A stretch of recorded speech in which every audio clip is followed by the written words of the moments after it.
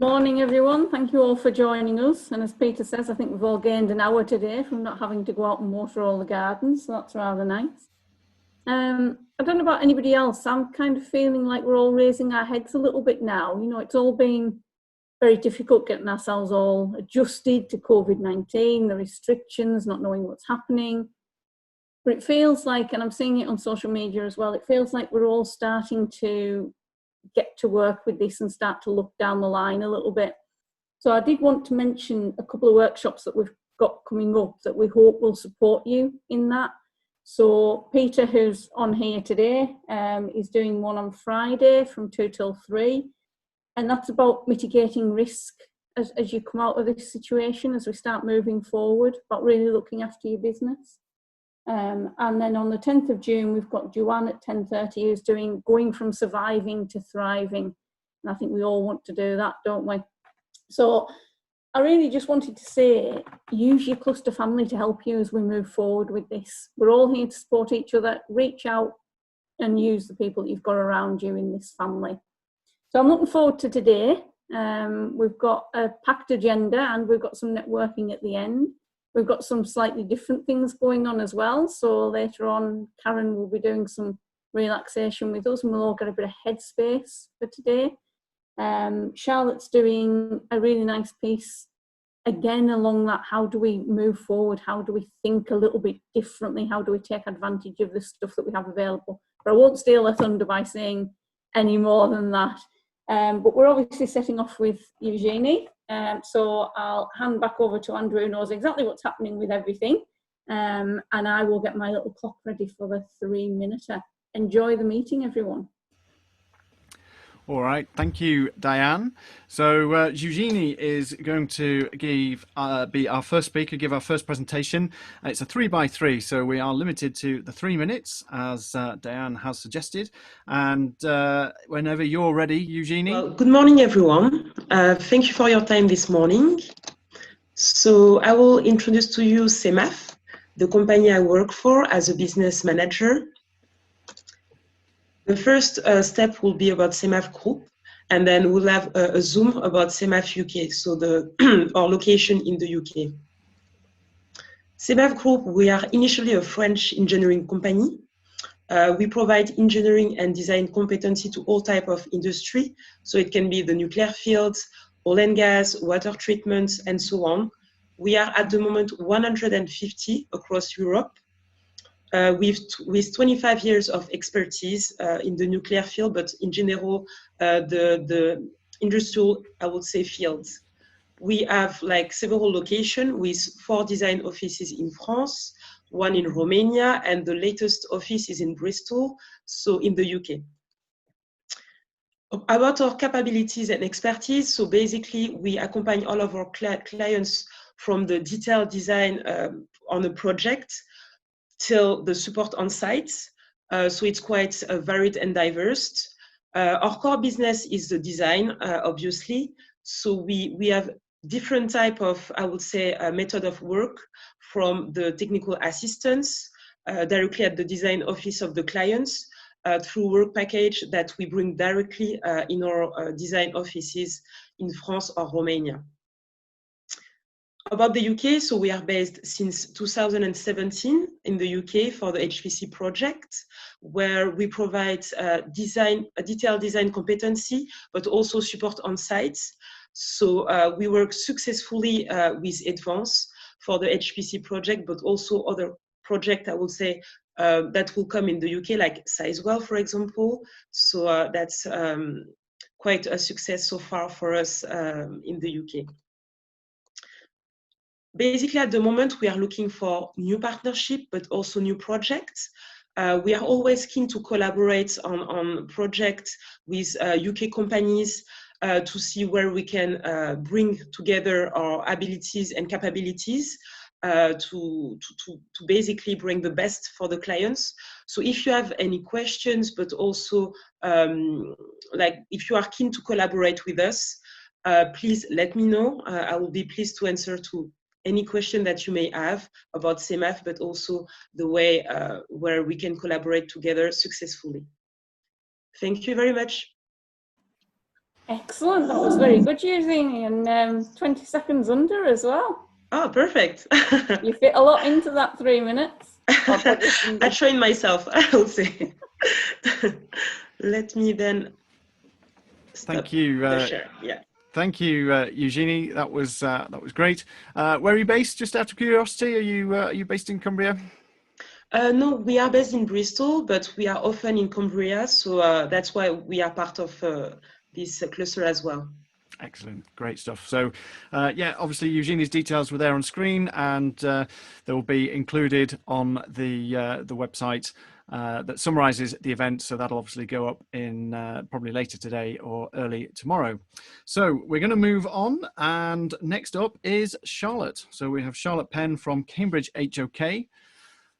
And Charlotte, you have some slides as well that you are going to be sharing. So you should also now be able to share your screen. There we go. I'm going to start with a plug for the new website though. So, hi everyone, I'm Charlotte. I am the Marketing Communications Director for the cluster, and we are currently building a new website, and we would love to use some member photos on it to really demonstrate the broad range of skills we've got. So if you've got any corporate photos that you think really demonstrates what your business does, we'd love to receive them. Send them to feedback@becbusinesscluster.co.uk, and we may use them. And if so, then we'll make sure we credit your company. So it's a bit of a free promotion. So there we go. Why I'm actually here, it's to talk to you all about using energy technologies to reduce overheads, potentially diversify income, and ultimately increase profits. So a bit about me and my company to start with. So CambridgeHOK have been going for 45 years. Got a turnover of 20 million, and they are predominantly horticultural solutions. So we built the largest glasshouse in the UK. We built the first vertical farm in the UK. As part of that, we also have a construction arm to enable us to do full turnkey solutions and operate as a principal contractor. So that is warehouse extensions, factory extensions. They do a lot of that independently from the horticultural side of things. So in energy, horticulture are quite forward thinking when it comes to energy solutions. So we've done a lot with regards to combined heat and power and carbon capturing, recovering heat from LED lighting, and heat pumps, and sort of full energy modelling. And I was brought in at the beginning of this year for the company to translate the knowledge they've gained in energy and horticulture into other industries, and to demonstrate how other businesses can be applying the same sort of technologies to reduce overheads. So how is this relevant to all of you? Well, first of all, why now? I guess we're all trying to look forward and come out of post COVID-19, get back to work. So why would now be a good time to be thinking about energy and reducing overheads and potentially spending? Well, the first thing's the environment. I think we can all agree it's getting higher and higher on the political agenda and becoming more and more of a prominent issue. We are in a climate crisis, whether you agree or not. And if we don't act now, we will pay for it in sort of 10, 20, even 30 years' time. Second of all, we've got stability and longevity. So I was listening to a talk just a week ago from the innovation director at EDF, who was saying that due to a lot of their power plants going offline in the coming years, due to them reaching end of life, we're actually going to have a gap of 125 terawatt electricity hours a year by 2035. So we've got to find 125 terawatt hours of electricity in the next 15 years. Otherwise, this whole concept of keeping the lights on will become a genuine issue. And that's including bringing Hinkley online. So right now we're all using electricity to be part of this digital meeting, and imagine if some of you are struggling for that capacity. So next of all, we have PR and perception. So a lot of the large PLCs are all fighting over who can become carbon neutral first. Yes, we like to believe that it's all for the environment, it's also really good PR for them. But as part of that, it's going to impact their supply chain. So for big companies to go carbon neutral in the next sort of 10, 20 years time, they require their supply chain to also look at their carbon footprint and their sustainability impact. Now, I know I've recognised in my current role and my previous job in construction that sustainability and carbon footprinting is coming higher in the agenda in tender submissions and wanting to understand what your company is doing.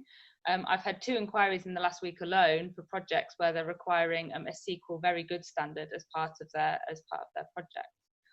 And finally, money.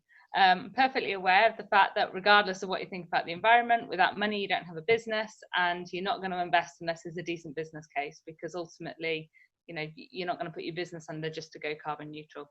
So I'm going to focus mainly on the money aspect of energy technologies today.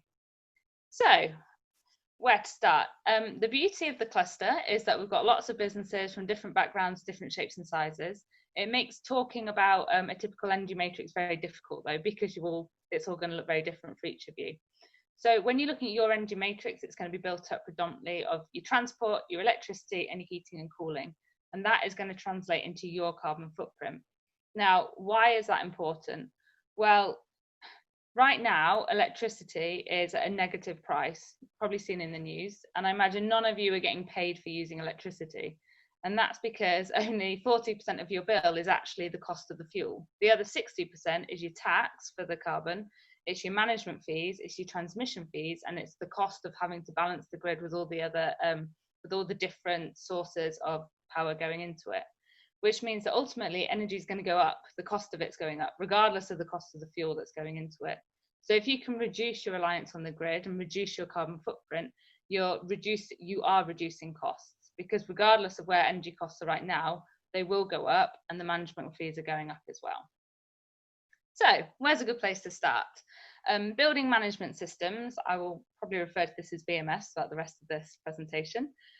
This is the brains behind how your building operates. So this is the building talking to each other, the way the infrastructure reacts. So very simple example is your automatic lighting. So you go, no one's in a room, the lights automatically go off. You're in an open plan office, one side wants it 30 degrees, the other side wants it 15 degrees. Instead of getting a tornado in the middle, the BMS sort of manage it for you, which is ultimately going to reduce your energy bills. The other beauty of BMS is being able to fully understand your energy matrix, as I was talking about before. So it may be that you have some equipment or some plant within your premises, which is requiring a lot of energy and potentially generating a lot of waste heat. Well, this models that for you. It lets us look at where that waste heat is coming from and how we could then potentially use it in another element of your business, whether it's for heating for some offices or even converting that heat into cooling. So it allows us to get a full profile of your energy solutions. BMS is perfect for businesses that have grown over a long time, so expanding their premises with different bits, sort of different modernizations and not really talking to each other. It's also perfect for businesses with multiple locations because it enables you to monitor everything just on one sort of platform and one interface. As mentioned, you can link it to the kit you've got on site, so you can look at how that's performing. You can look if it's running inefficiently and intervene before you have problems, which also reduces your downtime. So we are currently looking at BMS within our own factory. The directors are sick of heating Yorkshire in the winter when the factory doors go open. So we're putting it in, so doors go open, heating goes off. Again, simple solution. I've got a picture of the Eden project there, not just because it's pretty, but because a few years back before I joined the company, we did a project for Eden, and we installed BMS, and we were looking at the way they pumped water across their site. And by upgrading their control systems and making it more efficient in the way it controlled the pumping of water, we saved them £450,000 in their energy bills in just 3 years. Now, the cost to put that in was only 300 grand, so it paid for itself in under 2 years. So I'm not guaranteeing those savings for you, but equally the initial capex won't be as big either, but it's just a demonstration of just simply becoming a bit more efficient with the way you manage energy on site can save you a lot of money. So next up, we've got heat pumps. These are very prominent at the minute because they are eligible for the RHI. That's the renewable heat incentive that the government have created to encourage people to switch to renewable heating. So the renewable heat incentive works by giving you money for every kilowatt hour of heat you generate. So heat pumps take an ambient heat, run it through a heat exchanger to create a usable heat, so up to sort of 85 degrees. Now, traditionally, people think of heat pumps as really great in brand new buildings, but crap in old leaky buildings, and that's not really the case. Yes, you wouldn't use it as a sole heating source, but it could be a heating supplement. So you might have an old building that you're trying to heat up. You use your heat pump to get your temperatures up to 85 degrees, and then your fossil fuels to take it that step further up to the level you want it to. So you're still getting that initial heat, fossil fuel reliance reduction on that initial sort of 85 degrees. Now, your heat pumps, I've got on there minimum of 3 units to heat to every unit of electricity. Don't get me wrong, some people will install it at a lower efficiency. I just wouldn't recommend anyone investing in it unless you're getting that as a minimum. You've got multiple sources, so your ground, your air, your water, as previously discussed, your waste heat. You can do a dual source heat pump as well to increase that efficiency. Biomass. So biomass boilers is what it says in the tin. You're burning biomass instead of your gas or your oil. It's a great alternative to oil, also good as an off-grid solution. You can stick an absorption chiller onto the back of it for a cooling solution. You can also combine it with a CHP for electricity generation. Biomass is perfect for if you have a waste product available. So if you generate some waste wood, or we're currently talking to a whiskey distillery about using their waste draft as a biomass fuel. Again, this is eligible for the RHI. And you can earn over 3 pence per kilowatt hour for every unit of heat that you're generating through your biomass. I previously said about it being a good alternative to oil. We have recently looked at a 4 megawatt system, and the annual cost to run it was only 600,000 for the biomass, where it was 820,000 for your natural gas. So you're actually seeing a savings of 220,000. That is using the RHI. If you take the RHI away, it's not going to be competitive against your natural gas. But again, since we've had this RHI extension, as long as you've got planning in place and funding in place by the end of this year to secure your tariff guarantee, you've got until March 2022 to get your system installed. Combined heat and power, CHP. So this is the co-generation of electricity and heat. Again, you can use an absorption chiller for cooling. Predominantly, you'd be using your natural gas for this. You can attach it to an AD plant for biogas, or again mentioned biomass, but natural gas is the go-to solution. Because these are 95% efficient, they're exempt from the climate change levy. So this is like a tax that's stuck on your energy bills. So I mentioned before about how electricity were on negative prices, but actually that, you know, you're still paying for electricity. It's the same principle. So on your gas at the minute, you would typically be paying around half a penny for every unit of gas you use, just in tax. So these are exempt from that because they're so efficient. It's a really good opportunity for decentralized energy. So that is producing your own and not going off grid because you're reliant on your natural gas, but you're producing your own heating and electricity. They're also great if you want to cluster with other companies. So you've got a few companies nearby, either with a similar energy matrix, or you might have a high electricity demand while they have a high heating demand, and you can install a CHP, and you can be generating power and selling power to neighbouring companies for your diversified form of income. CHP is also really good in situations where there's a lack of grid capacity. So I was chatting to someone just yesterday. They cannot increase their grid connections. They need a higher electricity demand. It's going to cost them an absolute fortune. We're looking at installing CHP to bridge that gap. So the business case for CHP is really good. So again, this is an example of a project I was looking at a couple of weeks back. It was a 240 kilowatt install. It's going to cost around 400,000 to install. The annual energy savings were 280,000, and that includes the maintenance costs of around 20,000 a year. So their heating was on oil, but also you look at electricity, so you're paying potentially 2 pence for a unit of natural gas, whereas a lot of you might be paying sort of 9 or 10p for your unit of electricity. So even an electricity only install, you're still seeing significant savings. So this project in particular, we're seeing savings of over 2 million in 10 years. And because of that, there's great finance opportunities. So it might be that you don't have the money at the minute, you can't afford the capex. Well, actually, there's a lot of finance available. Well, they'll come, they'll install the asset for you. You don't pay a penny, and they'll simply sell you your power at sort of 10 to 20% below the market rate. So final consideration, I've got to come back to this, it's going to be my Greta Thunberg moment, is the environment. As I've already said, these are significant issues. It's not something we can ignore. We see a lot in the news about temperatures going to rise by 1.5 degrees and sea levels could rise by 0.5 meter in the next 80 years. They're important facts, they're relevant, they are having a big impact, but are they the hard-hitting facts that we need, and do we need to change the dialogue? So last year, Public Health England announced that on average, we see between 28 to 36,000 deaths a year in the UK alone, purely from pollution attributed deaths. So it's huge numbers.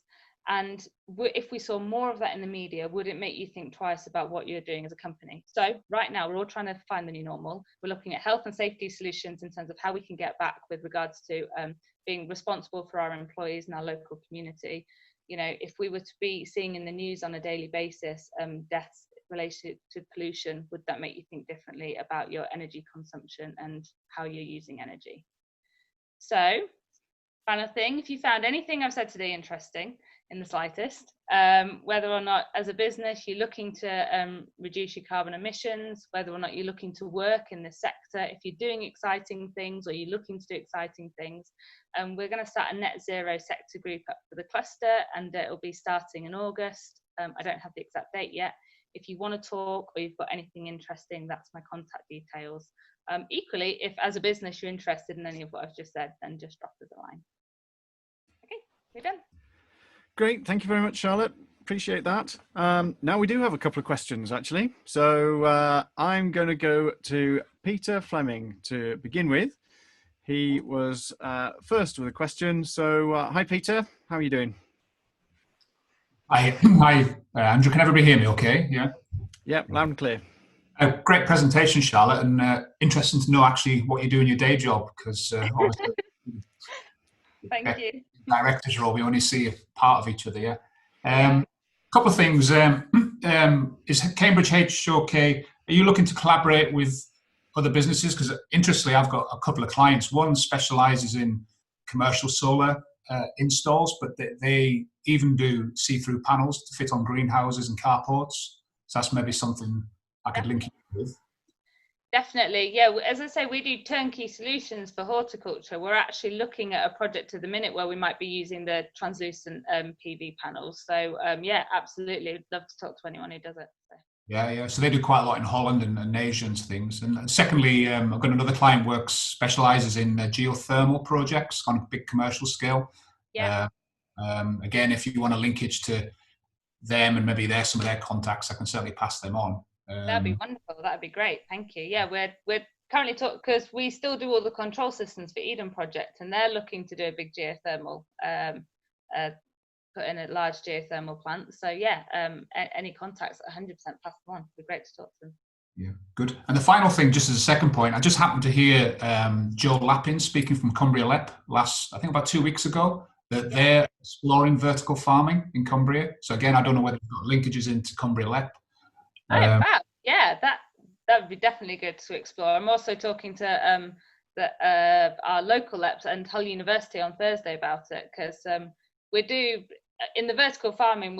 We're doing well. We've done loads. As I said, we did the UK's first one. We've done one in Iceland utilising geothermal power, and we also do containerised ones, so effectively a shipping container for sort of research purposes. So we're doing a lot of that with universities to explore hydroponics and sort of and again, that's where we're looking at heat recovery, because you get a lot of heat coming off the LED lighting, which can overheat the plants, and sort of how we can take that out elsewhere. So 100%, yeah. That'd be really good. Yeah, and the final thing is have you heard of Borderlands? There's a big funding grant for sort of southwest Scotland, Cumbria, North Cumbria, that is. Again, they are one of the main streams there is energy generation. They're looking at hydrogen plants. So again, I could say what I'll do is I'll catch up after the meeting and send you some links to some of these schemes that are going on locally. That'd be wonderful. Thank you. No, thank you. So it wasn't really questions, it was probably just a share, yeah? Yeah, no, it's great. but at the same time, it's collaboration unfolding before our eyes. So thank you, Peter. Dianne, you also made a good point, but also have a question. You said that, well, in fact, yours was on the back of a point by Ian, where Ian Ray has done something at home which has improved their energy usage or energy generation at least. And yeah, Dianne, just reinforcing the point that it's not just about businesses, but homes as well. But you had a question that you wanted to put to Charlotte too.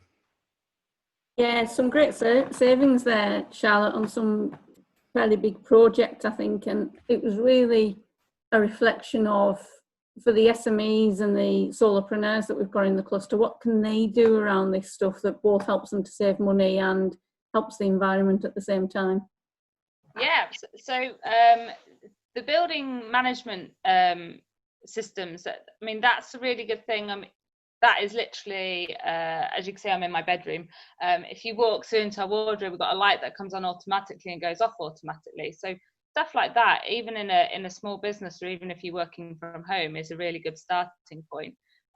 All the technologies I talked about, I mean, yeah, we operate on a maybe a larger scale than sort of your micro companies, but the RHI is eligible for all size systems, so you can be looking to use renewable technology. Also, if you work from home at the minute, the domestic RHI has actually had a longer extension, and you actually get bigger payouts. So you get it for a shorter amount of time for only 7 years, but the amount you get per unit is actually higher. So for those with home offices, you could look to go down the domestic route, and you can actually receive more money faster for your install, and you've got longer to do it as well. So yeah, certainly on all levels. And obviously, as I say, I work more in heating and cooling, but I mean, solar PV still, stacks up. There's a lot you can be doing. And I did originally have a slide in, which I since took out because I was conscious that Hazel started screaming at me about time. But as while we're all trying to get back to work from lockdown, things that we're considering is, how functional has your business been while you've all been working from home, and how many people do you actually need in the office? So if you're paying people's transport costs, you're paying for that fuel cost, and all of a sudden you say, well, actually, we don't need you in the office every day of the week. What is your company savings by just having them at home a little bit more? And ultimately as well, by reducing the number of people you have in the office, could you reduce your office space, which means you've got less space that you're having to heat or cool. So it's all kind of a knock-on effect. And that's why now is a good time to think about it as well. Before you make your new normal and then think about it now. Hope that helps. Yeah, it does. And there's a chance to reset, isn't there? I know KBR having those kind of conversations around actually what's our sustainability output from the fact that we've had to send people home, and looking at that very seriously. So yeah, it's interesting stuff. Thanks. Yeah, and I think there's some traction which will be gained in the mainstream as well. I certainly saw headlines this week where some major companies, large brands have signed open letters and things like that, calling on for a green reset or green reemergence of the economy and so on. So yeah, thank you, Charlotte. I think that's very timely and yeah, interesting to know a bit more about what you do in CambridgeHOK. Okay, thank you. Okay, so we've got no more questions, so we'll move on to our next speaker. And we have Claire Louise, who is going to speak next. So let me just, Claire Louise Chapman, you've unmuted your mic already. Thank you. So I have this sinking feeling that my family is going to Zoom bomb me. You know when you just kind of like, it's just, I've not seen them for a while. Oh, I do hope so. You're one of our veterans, though, aren't you? You've done it before, and you actually. I know. Yeah. I was very impressed. Okay. Shall I start? So, are you ready? I've got your slides up, Claire Louise. So as and when you're ready, just give me a nudge when you want me to move forwards. Brilliant. Thanks, We do Andrew. a countdown, don't we? Are you ready, Claire? I'm ready. Okay. Right. 3, 2, 1, go. Hello everybody, my name's Claire Louise, and my business is the Shared Value Business, which is a social impact consultancy. So I do training and consultancy around social impact. Essentially, what is social impact? There's a lot of lack of clarity around what social impact is, and I know that Dianne and other people do a lot of talking around this to try and kind of get that clarity. But social impact's about making positive changes by embedding actions within business processes. So there's a really nice statement that's made within the ISO, which is around social responsibility, about a business understanding its sphere of influence, which I really like. It's the things that you can change to make a positive impact on the people and places that you care about and that are important for your business. But the important thing is that it's being written into public sector procurement now. So up to 30% of contract scoring is being assigned towards social value, social impact that an organisation can demonstrate through that tender. Sorry, Andrew. Next slide. So how is it reported? It's more of a science than an art, and I think that this is where there's a bit of misconceptions around here. So a lot of people think that social impact is about a business giving money to charity, and that's a really important thing to do, but it's not social impact. Social impact is about your business practices. So there are various sets of indicators that are being used, and the ones that Sellafield have chosen, and also all the local government associations, that local authorities are working towards a set that's called the TOMS, National Themes, Outcomes and Measures Framework. So these are very specific indicators that a business says that they're going to deliver. So just carry on. Andrew, next slide. So really, what I'm saying at this point is understanding how you deliver social impact will start to win you contracts, or rather, not understanding is likely to start losing you contracts, because this is becoming integral to the way that any public sector commissioning tendering works. Now, I'm doing a talk on the 24th of June to explain this in more detail. So I'm going to go through terminology, I'm going to talk a little bit about indicators, and I'm going to really discuss that concept of the sphere of influence that your business can have. I think Charlotte's talk was absolutely fascinating there, because we use the term social impact, but actually it's environmental impact. And the bit that I'm involved with is behavioural changes around environmental. So whereas there's some very tangible stuff that Charlotte's dealing with, what social impact does is it talks about the way that we engage people. 3 minutes, thank you. I'm afraid. Almost. I was so close. It's only because I added the Charlotte bit in. But I thought it was relevant. Cheers. Great, thank you very much. So yeah, just don't forget that session, 24th of June at 10:30. Details will come out from Hazel. And just for those who aren't necessarily following the chat, Dianne, you posted there that you'd heard of one local authority contract that had a 45% weighting, I'm presuming in terms of social impact, and you do point out that that's not in Cumbria, but 45% on a contract is obviously a fair proportion. So can I just say, Andrew, in response to that, yeah, that is unusual, but the Greater Manchester authorities are using up to 30%, and what's generally recognised is that as procurers become more confident in using social impact within procurement, those figures will rise, they will get higher. So you might be seeing 5-10%.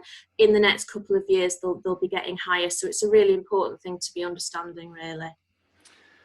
Super, thank you very much. Right, we're going to move on to our next 3x3. We're doing well, keeping to time today. So Karen Douglas de Fenzi, you are next. So I'll just unmute you. And I'm under strict instructions to be very laid back and calm in my interactions around this one, Karen Anna. Lovely, thank you. Are you all ready? I'm ready, thank you, Dianne. Well, we'll do a very relaxed counting then. 3, 2, 1, over to you. This morning, I'm going to guide you through a very brief Hanna Somatic Relaxation. And this is something that you can do personally in almost any circumstance.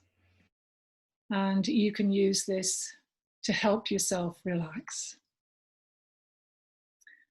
As you listen to the sound of my voice, and as I mention a particular part of you, you can place your attention on that particular part of you. You can then suggest to it to relax, and then to pay attention and to notice how that has affected you, how your suggestion is affecting you. So you may like to say to yourself, I give myself permission to relax. I am relaxing my feet. My feet are relaxing. I am relaxing my feet.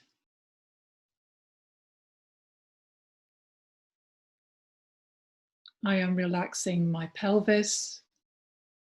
My pelvis is relaxing. I am relaxing my pelvis. I am relaxing my spine and my back. My spine and my back are relaxing. All the muscles of my spine and my back are relaxing. I am relaxing my shoulders. My shoulders are relaxing. I am relaxing my shoulders.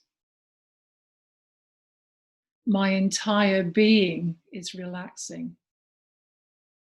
I am relaxing my entire being. My entire being is relaxed and I am comfortable.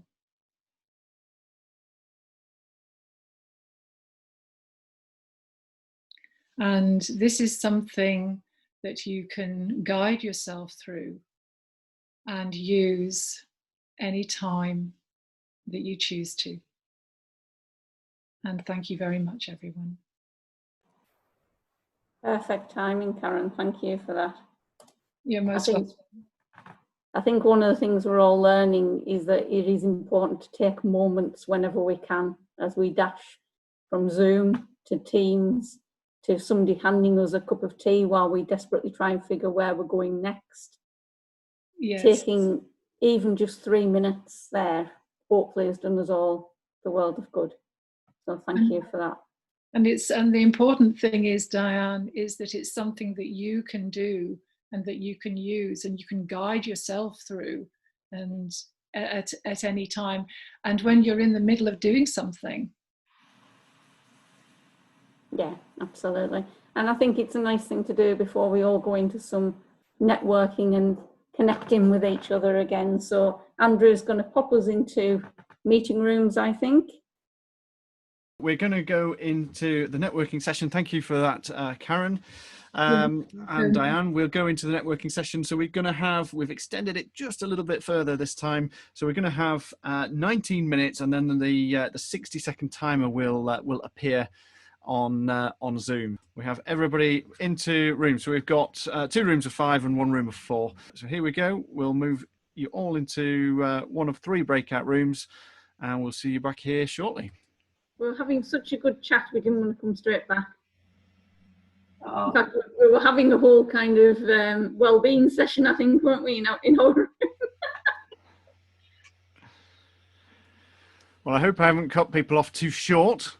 But we, like I say, we did lose a few people just before we went into the breakout room. So there's been 10 minutes, and we were due to finish at past. So does anybody have any sort of member news? Okay, there's a bit of feedback coming through. Maybe we should have stuck to the 15 minutes. So hands up if you feel shortchanged. I take responsibility for that. That's my fault. But yeah, we're at 11:26, and like I say, we were due to finish at past. So I suppose it's just a sign that we're perhaps looking forward to getting back to some face-to-face contact as well in due course too. So yeah, final point. Any member news? Anybody got anything that they want to share in the meeting before we wrap up? Just while anybody might be thinking of that or just getting their thoughts together, I will put up the mentee slide. So we obviously like to capture feedback from people. And let me just put that up. I just share, Andrew, just a little bit on the just a little bit on the workshop on Friday afternoon while you're doing your mentee. Whilst I've called it mitigating risk to your business, really what it's about is maybe just looking at 5 key attributes in your business and just understanding how you can maybe be more agile and flexible going forward. So we look at, is your strategy fit for purpose? Therefore, is the structure, the hierarchy and the positioning fit for purpose? Look at sort of processes, how you can improve that. Look at your people, the right people on the right seat of the bus. And then the final thing is, which I'm getting involved in with a lot of clients, is utilizing technology to become an agile business, because a lot of businesses are struggling with home working, file sharing, work planning, stuff like that. So it's looking at utilizing technology. So it's just an hour's discussion with a few businesses, just sharing sort of best practice and ideas. That's what Friday afternoon's about. If you're interested or know anybody, please log on. It's free, and we're all just giving a bit of time to help each other. So thanks for that. Excellent. Thank you, Peter. Sounds good. I'd like to say something, if that's okay. Yeah, sure, Karen. I'm now offering online sessions, and I've been offering that since the beginning of our current restrictions. And the feedback that I'm receiving from my clients is that they're actually working exceptionally well.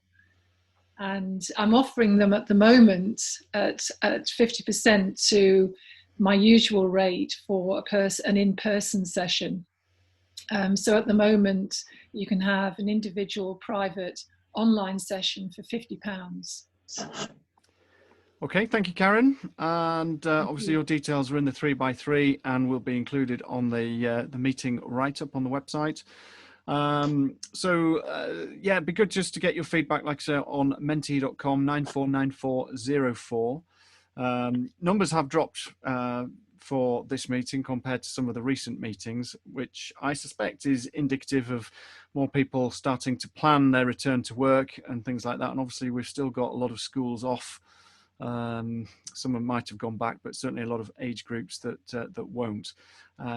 So yeah, please do leave us your feedback. Hopefully you found today's session useful.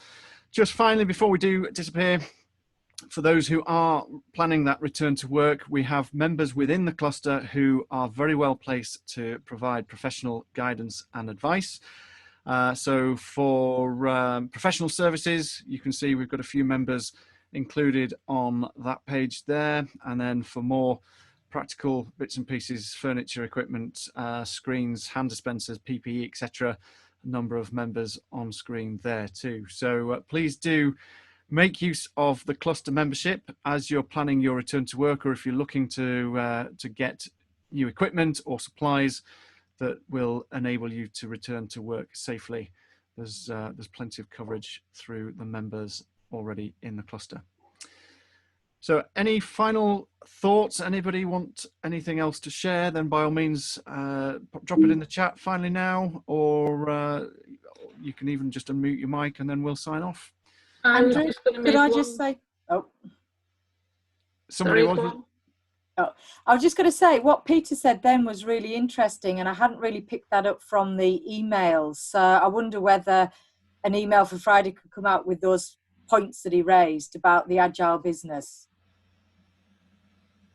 And I was just going to comment, because everybody's saying about wanting longer networking. Don't forget we have coffee and chats that are literally just about networking. So if you felt the networking wasn't long enough, please do access those as well. Look at the events calendar, come in for a coffee and chat, and that is literally networking all the way through. Thank you, Dianne. Thank you, everybody, for joining us. Much appreciate you taking the time, and we'll see you on the next meeting. And don't forget Peter's event on Friday. Very All right. Take care, everybody. Thank Thanks. you. Bye. Bye-bye. Bye.